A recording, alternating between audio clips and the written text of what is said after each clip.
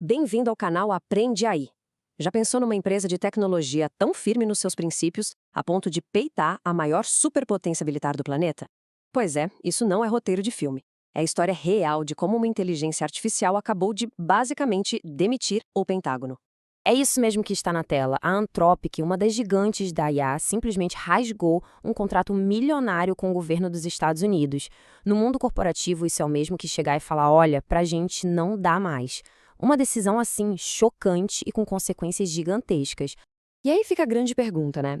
O que faria uma empresa abrir mão de tanto dinheiro, de tanto poder? A resposta para isso revela uma briga que vai muito, mas muito além de negócios. É uma disputa pela alma da tecnologia e sobre como ela está redefinindo as guerras do século XXI. Para a gente entender essa treta, a gente precisa falar de grana. E de muita grana. A gente está falando de uma parceria que envolvia centenas de milhões de dólares entre a Anthropic, que é a criadora da IA Claude, e ninguém menos que o Departamento de Defesa americano. 200 milhões de dólares. Esse era o valor do contrato. Era para ser uma aliança estratégica, mas que desmoronou quando a Anthropic percebeu que certos limites simplesmente não podiam ser cruzados. Então, o que foi que deu tão errado? E aqui a gente vê a diferença gritante entre o que foi combinado e o que foi feito. O contrato era bem claro. A IA Claude deveria ser usada para fins humanitários, defensivos. Coisas como combater tráfico de pessoas, dar alertas de ataques. Mas o Pentágono levou a tecnologia para outro lado, para o ataque, usando a IA para selecionar alvos e monitorar populações inteiras. Justamente o que a Anthropic proibia no contrato. E a coisa toda escalou muito rápido. O acordo, que foi assinado em junho de 2024, começou a desandar já em janeiro do ano seguinte com o uso da IA na Venezuela. A situação ficou insustentável com os ataques contra o Irão. E aí não teve jeito, a Anthropic rescindiu o contrato. A resposta política foi imediata. Veio uma ordem para substituir a tecnologia pelas dos concorrentes, a OpenAI e a X, do Elon Musk. E é aí que essa briga de empresas nos leva para uma realidade bem mais ampla e, vamos ser sinceros, bem mais assustadora. A máquina já está no campo de batalha. Hoje, o novo soldado não usa uniforme, não carrega fuzil. Ele é feito de linhas de código. E isso está mudando completamente o que significa lutar uma guerra. Olha só, a inteligência artificial não está só dando uma ajudinha, ela está executando tarefas críticas, desde analisar uma montanha de dados de inteligência até simular cenários de batalha super complexos. E o mais polêmico de tudo, ela está cada vez mais envolvida na decisão de quem vive e de quem morre. É aqui que mora o perigo. Um soldado humano, no campo de batalha, ele hesita, ele sente, ele pondera as consequências. A IA não. Ela processa dados, de forma fria, sem a cautela, sem a empatia que poderia talvez evitar uma catástrofe. A decisão de atacar vira um cálculo e não um julgamento.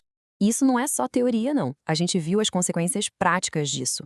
Em Gaza, os critérios da inteligência artificial se tornaram tão amplos que, em alguns momentos, qualquer homem em idade de combate poderia ser considerado um alvo. Uma generalização perigosíssima que simplesmente apaga a linha que separa um combatente de um civil.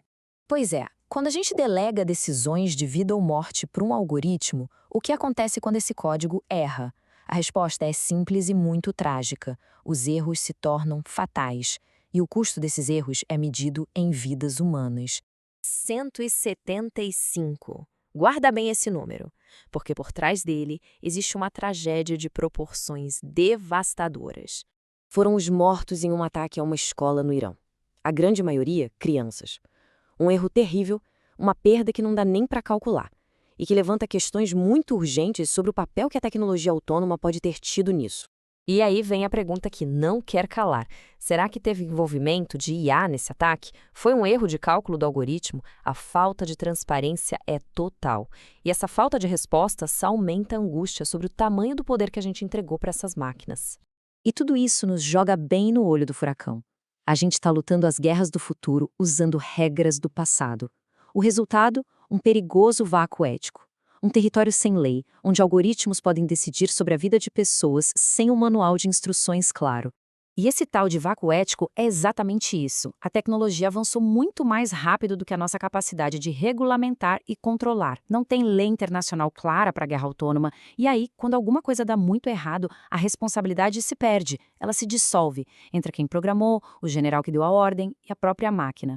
E o que talvez seja o mais alarmante é que a tal da supervisão humana está virando só uma formalidade. A máquina sugere o alvo e o líder militar, muitas vezes, só carimba a decisão. A autoridade humana, que deveria ser o freio de segurança, corre um sério risco de virar só mais uma peça na engrenagem. Então, no fim das contas, a gente fica com essa pergunta perturbadora. Se a máquina sugere e o humano só aceita, de quem é a culpa quando um erro acontece? Essa culpa também é dividida ou ela simplesmente desaparece nesse espaço que existe entre o código e a consciência humana? Essa é a fronteira final e talvez a mais perigosa da guerra moderna. Se inscreve no Aprende Aí antes que o algoritmo esqueça de você e vem aprender ainda mais com a gente.